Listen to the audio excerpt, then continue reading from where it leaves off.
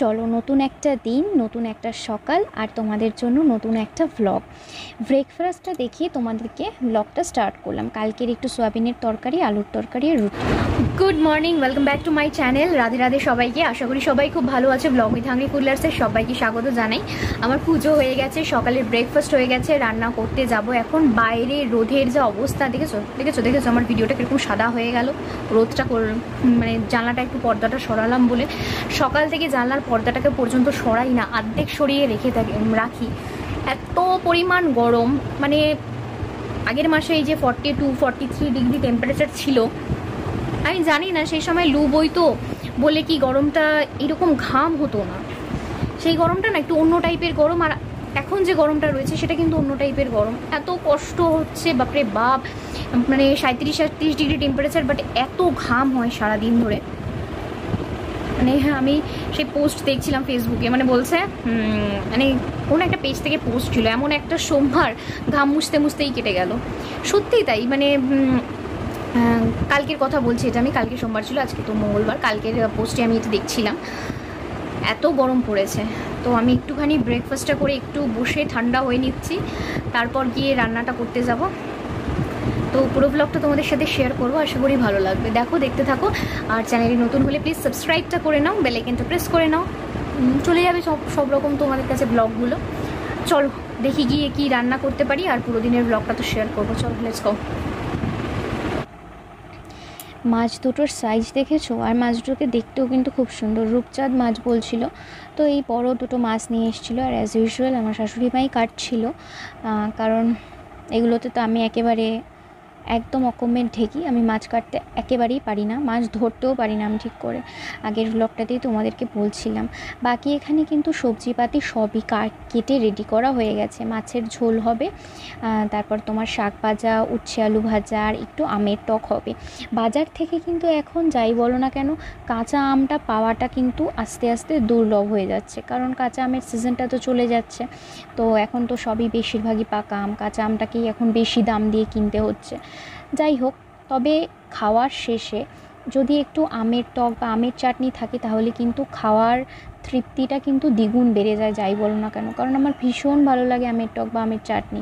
আমার পাকা আম খেতে যতটা না ভালো লাগে, তার থেকে অনেক বেশি ভালো লাগে কাঁচা আম খেতে, কারণ আমি সত্যি কথা বলতে টক খেতে ভীষণ ভালোবাসি। আর সেখানে যদি তুমি একটু মিষ্টি কমও দাও তাতেও আমার কিছু যায় আসবে না, কারণ টকটাকে আমি অ্যাডজাস্ট করে নিতে পারি। তো যাই হোক, আমি সবার ফার্স্টে যদি চাটনি বা টকটা যদি থাকে না, সেটাকেই বানিয়ে নিই, তারপর অন্য সব কিছু রান্নার দিকে যাই। এখানে একটু লাল শাক ভাজা হচ্ছিলো। লাল শাক ভাজাও খেতে কিন্তু ভালো লাগে আমার। আবার সব শাক যে খেতে ভালো লাগে তা না, খাই না যে তা নয়, খাই সব শাকই, কিন্তু পছন্দের মধ্যে তেমন ধরো এই লাল শাক, কলমি শাক, ছেঁচি শাক, এগুলো কিন্তু আমার পছন্দের মধ্যে শাকগুলো পড়ে। এছাড়াও যে আমি একেবারেই যে শাকটা খেতে পছন্দ করি না সেটা হচ্ছে মূলো শাক, জানো তো। মূলো আমাদের বাড়িতে খুব একটা খাওয়া হয় না, আর মূলো শাকটাও হয় না। সেটা শুধু আমার মানে এই শ্বশুর বাড়িতে নয়, আমার বাপের বাড়িতেও একেবারেই হতো না। মানে মূলো শাক বা মূলো কোনোটাই খুব একটা খাওয়া হতো না, যেটা আমার একেবারে পছন্দ হয় না। আর আমার কাছে তো আমি তোমাদেরকে আগেও অনেকবার অনেক ভিডিওতে এই কথাটা বলেছি যে তিতো জিনিসটাও আমার খুব একটা ফেভারিট নয়, বাট খেতে হয়। বাবার বাড়িতে তো তাও মার কাছে বলে ছাড় পেয়ে যেতাম, কিন্তু এখানে জোর জবরদস্তি আমাকে উচ্ছে খেতেই হয়, একটুখানি হলো। তারপর সবথেকে কষ্ট হয় জানো না, যেদিনকার কোনো নিম পাতা দিয়ে কিছু হয়, ওরে বাপরে বাপ, আমার তো মনে হয় আমার জীবনটাই বেরিয়ে গেল, কী যে খাচ্ছি আমার সেরকম মনে হয়। তো মাছের জিনিস তো অলরেডি সব কিছু রেডি করাই রয়েছে, মাছটাই বানাবো। আর এখানে মাছের মধ্যে 4টে পটল কেটে দিয়েছিলাম, কারণ কি বলো তো, আমার শ্বশুরমশাই একেবারেই আলু খেতে পারে না, সুগার আছে, তো ওই জন্য খেতে পারে না। যার ফলে ওনার জন্যই কয়েকটা পটল ছিল, দুটো করে, ওটা কেটে দিয়ে দিয়েছে যে আলুর বদলে উনি ওটাই খাবে। তো যাই হোক, আর আলুটা তো তোমাদের দেখালাম, আলুটাকে অলরেডি ভেজে না তুলে রেখেছি। অন্য দিনকার কী হয় বলো তো, আমি আলুটা ইন্ডাকশানে তো সিদ্ধ করে নিই, মানে তোমার নুন হলুদ দিয়ে একটু ফুটিয়ে নিই, সিদ্ধ হয়ে যায়, সেই জন্য মাছটা তাড়াতাড়ি হয়ে যায়। কিন্তু আজকে ওরকমটা করিনি, হাতে অনেকটা সময় ছিল, ডাইরেক্ট ভেজে রেখেছি। তারপর দেখো মাছগুলোকে কিন্তু কাটা হয়ে গেছে, নুন হলুদ মাখানোও হয়ে গেছে। আজকে তোমাদের এই ভিডিওটা তোমাদের কাছে যাবে, আজকেই পোস্ট হবে। আর কালকে তো জামাই ষষ্ঠী নিয়েও একটা আলাদা ভ্লগ তোমাদের কাছে দেব। বেসিক ব্যাপার কি বলো তো, আমি আমার বাড়িতেই ইচ্ছা আছে যে জামাই ষষ্ঠীর দিনকার বরকে একটু কিছু রান্না করে খাওয়াবো। আমি জানি না এটা করতে পারবো কি না। যদি তোমাদের কাছে ভ্লগ আসে তাহলে মনে করবে যে জামাই ষষ্ঠীতে বাড়িতে বরের জন্য কিছু করে দিয়েছি, আর যদি ভ্লগ না আসে তাহলে ভাববে যে কোনো কারণবশত হোক সেটা করে উঠতে পারিনি। আমার নিজের বাড়িতে গিয়ে জামাই ষষ্ঠী করার মতন বা এই এই মানে সিচুয়েশানটা নেই। আমি জানি না কোনো দিনও হবে কি হবে না, যাই হোক সেটা আলাদা প্রসঙ্গ। ওটা একটা বিশাল কারণ রয়েছে তার পেছনে। আমার ইউটিউব ফ্যামিলি যদি অনেক বড় হয়, আমি যদি কোনো না কোনো দিন যদি একটু দাঁড়াতে পারি, নিশ্চয়ই তোমাদের সাথে আমার জীবনের ঘটনা বা লাইফের ঘটনাগুলো অবশ্যই শেয়ার করার চেষ্টা করব, যে কি বাধা আছে, কি প্রবলেম আছে, কি মেন্টাল স্ট্রেস রয়েছে, কোথায় কষ্ট রয়েছে। দেখো, কষ্ট ছাড়া তো মানুষ নেই। প্রত্যেকটা মানুষের জীবনে কোথাও না কোথাও কষ্ট, দুঃখ, প্রবলেমস লুকিয়ে থাকে। তার মধ্যেই কোথাও মানে একটু ভালো থাকার জন্য মানুষ এই অনুষ্ঠান উৎসব এগুলো করে। যাই হোক সেটা আলাদা প্রসঙ্গ। আমি তোমাদের যেটা বলছিলাম, কাল জন্মাষ্টমী বলছি, সারাদিনেই আমার জন্মাষ্টমী নিয়ে একটা বিশাল প্ল্যান চলছে জানো তো। যেহেতু গোপুর এটা প্রথম জন্মাষ্টমী আমাদের বাড়িতে, সেই জন্য মাথার মধ্যে অর্ধেক সময় যেন জন্মাষ্টমী বার হয়ে যায়। যাই হোক, কালকে জামাই ষষ্ঠীর কথাটাই বলছিলাম, তো দেখা যাক কতটা কি করতে পারি। আমি এখানে তোমাদেরকে দেখাচ্ছি, সেটা হচ্ছে দেখো আমার অ্যামাজন থেকে না কি বলে একটা পার্সেল এসছে, আর সেটাতে আমি অর্ডার করেছি। অনেক দিন ধরেই ভাবছিলাম অ্যাপেল সিডার ভিনিগারটা অর্ডার করব, তো ঠিক হবে কি হবে না আমি বুঝতে পারছিলাম না বলে একটু লেট হলো আমার অ্যাপেল সিডার ভিনিগারটা অর্ডার করতে। তো সেটাই আমি অর্ডার করেছিলাম, তো সেটা চলে এসেছে। এটা আমি 750 ml নিয়েছি অ্যামাজন থেকে। অ্যাপেল সিডার ভিনিগারের কিন্তু অনেক উপকারিতা রয়েছে, আমি রিসার্চ করেছি, যেটুকু ঘেটেছি অনেক উপকার রয়েছে। ব্লাড সুগার লেভেলকে কন্ট্রোল করে, ওয়েট লস কতটা করে আমি অনেকের কাছে শুনেছি করে, আবার অনেকে বলেছে যে বলতে পারবো না ওয়েট লসের ব্যাপারটা, বাট ওয়েট লস করে, কিছু না কিছু হলেও করে।